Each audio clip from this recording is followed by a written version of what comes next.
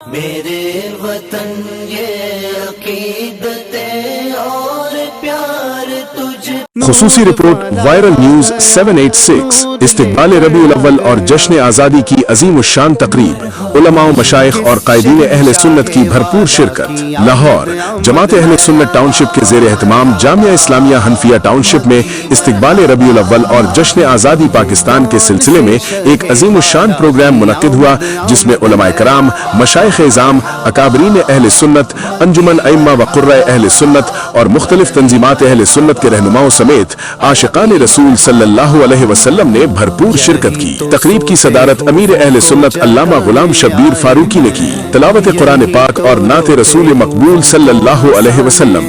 Programme کا باقاعدہ آغاز قاری حامد سعیدی نے تلاوت کلام پاک سے کیا، جبکہ علامہ محمد ارشد نے بارگاہ رسالت مآب صلی اللہ علیہ وسلم میں گلہار عقیدت پیش کیے۔ تقریب سے علامہ محمد شفیق ناطق، اختر خان نیازی، مخدوم اہل سنت اور رہنما پاکستان سنی تحریک طاہر علی خان قادری، مخدوم محمد بشیر چشتی قادری، رانا محمد شفیق قمر قادری، علامہ عبید اللہ آوان، علامہ ظہور اللہ رضا، جامعہ مسجد کنز الایمان کے صدر حاجی محمد مشتاق اور شیخ عرفان احمد ایڈوکیٹ سمیت دیگر علماء و رہنماؤں نے خطاب کیا۔ استقبال ربیع الاول اور مرکزی جلوس کا اعلان۔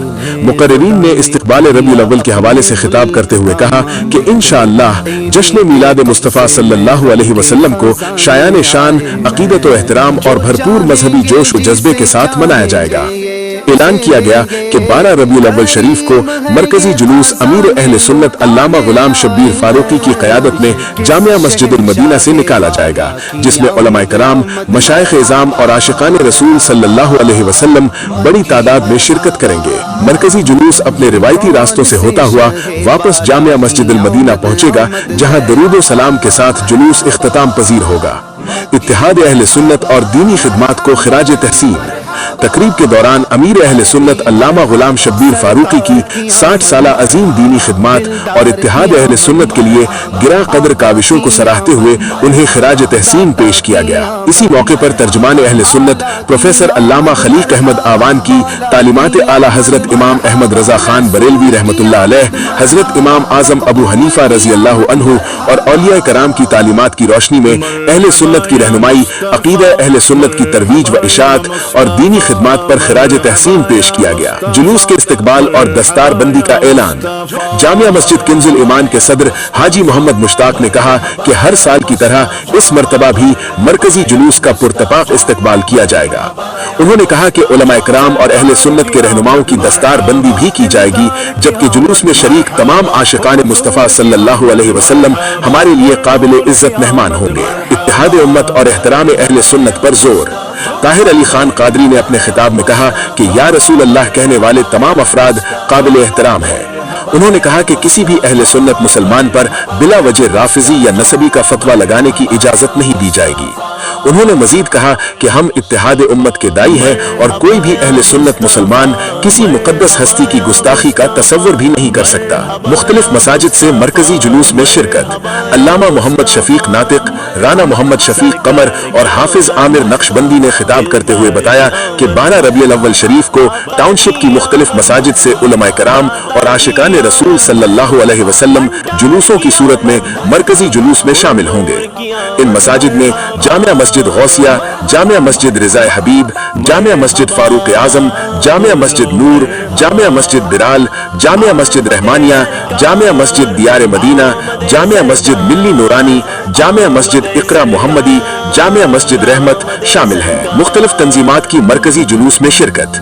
مرکزی میلاد کمیٹی ٹاؤن شپ لاہور، پاکستان سنی تحریک، جماعت اہل سنت، انجمن ائمہ و قرۂ ٹاؤن شپ و جوہر ٹاؤن، تحریک تحفظ ناموس اولیاء، بزم غوثیہ پاکستان، انجمن خدام المسلمین اور تحریک فیضان اولیاء کرام کے رہنماؤں و کارکنان بھی اپنے قافلوں کے ہمراہ مرکزی جلوس میں شرکت کریں گے۔ مختلف مقامات پر جلوس کے استقبال کی تیاریاں۔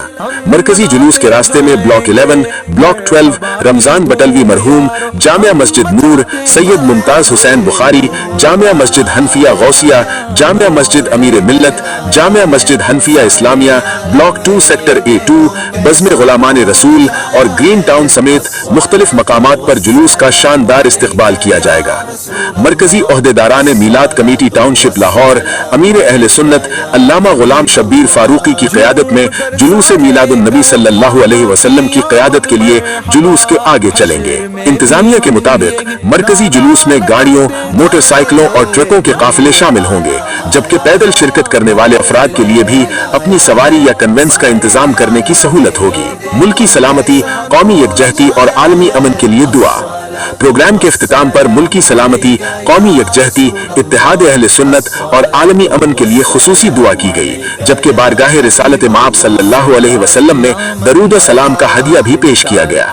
तकरीब के मेजबान अल्लामा गुलाम शब्बीर फारूकी और तर्जमान अहले सुन्नत अल्लामा खलीक अहमद आवान की जानिब से शुरकाए तकरीब के लिए शानदार नाश्ता और लंगर मुस्तफ़ाई का एहतमाम किया गया, जबकि जश्न आज़ादी पाकिस्तान की खुशी में केक भी काटा गया। Media cell report Rana Mohammad Shafiq कमर, viral news 786 Lahore. Viral news 786 के साथ जुड़े रहिए।